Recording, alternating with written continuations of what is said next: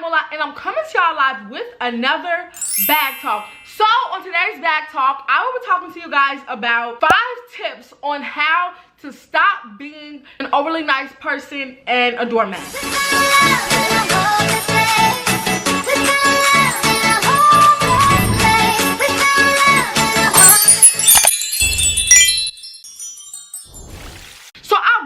To make this video because I've had an issue with being overly nice my entire life. Like, I've always had an issue with trying really hard and trying to help people, and a lot of times putting other people before me. So overly nice to me, or a doormat, or whatever you want to call it, means someone who basically always tries to help people, or not even just always, but majority of the time tries to help people and try to put other people's needs before their own. 99% of the time, these people would never do it for them. They go out of their way to make everybody else comfortable. Nice people always end up way down, tired, because they're going out of their way to continuously make sure everybody's okay besides themselves. Now, knowing the definition, let's get straight into the tips. Tip number 1 is figure out why you feel the need to always put others before you, or even do those overly nice things and have them overly nice tendencies. What I mean by that is you really got to dig deep for this. This is like a soul searching type of thing. I need you to go all the way back to your childhood. For me, I couldn't really tell people no. Like, sometimes I'll get in predicaments where I'll keep saying yes, even if it makes me uncomfortable, because I want to make sure that they're comfortable. And I wouldn't express my feelings because I didn't want them to devalue me or to think that I was going against them. I had to really figure that out. I couldn't even understand where I got that from. It was stemmed back to growing up. I felt as though if I didn't say yes to the things that my parents said, if I did speak up and tell my feelings, that they would devalue me, because they would get upset with me if I would say certain things that they didn't like. So as I got older, my defense mechanism, so I wouldn't feel those feelings again, was for me just to not say how I felt, was for me just to continue to say yes, instead of me making myself uncomfortable and trying to put myself in a predicament where somebody could make me feel how I felt when I was younger so many times. And for you, who knows what it could be, but you just really need to dig deep and think, okay, I have this because let's see what happened to me as a child. As a child, I dealt with this. Oh, I didn't even think about that. And it's like with trauma, when trauma happens to you, sometimes it could be so traumatic that you'll even forget about it. It may take you weeks, months to really dig deep and figure it out. And figure out what is the thing that it stems back to. Why exactly do you feel the need to even do these things? Tip number 2 is deal with whatever those reasons are. I mean, make a plan. I mean, figure it out. So while figuring it out, you need to do some kind of therapy. Me, myself, I would recommend going to an actual therapist. But if you're not the kind of person that really want to go to therapist, or you don't have the money for therapy, you can do self-therapy. I mean, I know it's some videos on YouTube that can help you work through therapy. You can do therapy with a friend. I don't really recommend that, but if that's the kind of therapy that works for you, you know, figure it out. Meditate. Really figure out what kind of therapy works for you. And don't let it just be something small like working out. It has to be something bigger that's going to force you to use your mind, force you to think, force you to dig deep. And while you are going to this therapy, I need you to make a plan. Once you figure out exactly what those issues are, you need to figure out, okay, so my issue is this, that, and the other. So let me make a plan saying what I'm going to do to make sure that I don't do this anymore.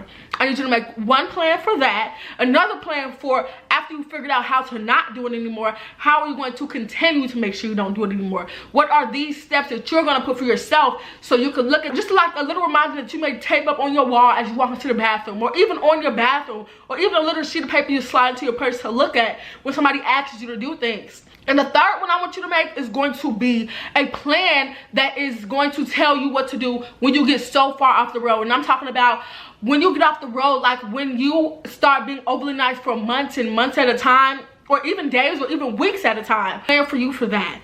This is going to tell you, okay, I am worthy of not being overly nice. I'm worthy of getting the love that I give. And I will do these steps to take me back to the first plan, so I can make it back to that second plan and continue to not be overly nice, and continue to put myself first, and to make sure that the people around me value me enough to respect me and respect that I have boundaries. Number 3 is execute the new tactics. Like I was just saying, they all go together. I want you to execute those 3 plans that I just talked about. I want you to execute plan 1, 2, and 3 in all your stages, because in the beginning you're going to be in step 1. Once you've noticed for months able to work out plan 1, I want you to start looking at plan 2. And plan 2 will be similar to plan 1, but plan 2 will be more concrete. Plan 2 will be more like, okay, I figured it out. Now I know that I can do this, and I have to make sure I continue to do this, that, and the other. That's what plan 2 will tell you. So I just want you to continue to execute those tactics, execute those things that you've talked about and you found will help you and have helped you to not be a doormat and to be able to put yourself first in these situations. Tip number 4 is I need you to really understand this. Like, I need you to give me your full undivided attention when I tell you this. Like, look at me. I need you to look in my eyes. I need you to understand that healing and growth is not linear.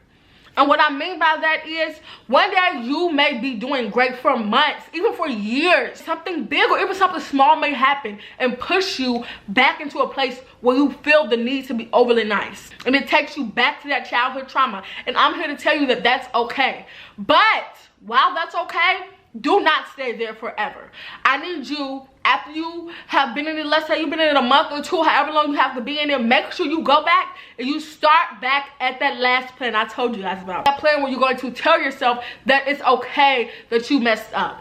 And after you've worked on that for the amount of time that you feel you need to work on that, I need you to go back to the first plan. Make sure that you always try to end back up at that second plan, because that second plan is the one that is going to break those chains and allow you to have that freedom and allow you to be able to set those boundaries and have great relationships where it is not a lot of manipulation and you aren't allowing people to push your buttons.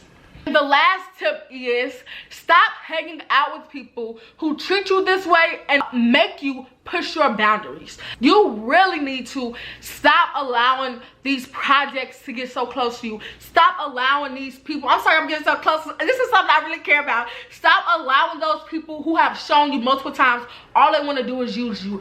They only call you when they need something. They only call you when they want to go somewhere, but the somewhere that you're going is not really something that's going to help you in the future. They only call you when it's beneficial to them. And if you eliminate those kind of people, you won't have to be overly nice. You also need to set boundaries. That's going to be step number 6, because I need to put that down. That's going to be tip number 6. Tip number 6 is going to be make sure that you set those boundaries. Because this could be good people who don't know your boundaries. You need to be able and willing to set boundaries. Make sure you set boundaries in friendships, set boundaries in relationships. And when you set those boundaries, and if these people continue to not care about what you have to say and not care about what you've expressed to them, that you won't do this, that, and the other, cut those people off, because those are the kind of people that you don't need to be around, who are not going to aid you and help you in your growth and your healing.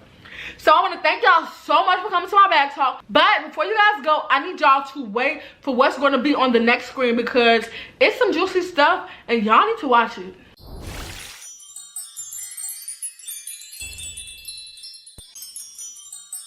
Don't never stop if you wanna be on top, yeah.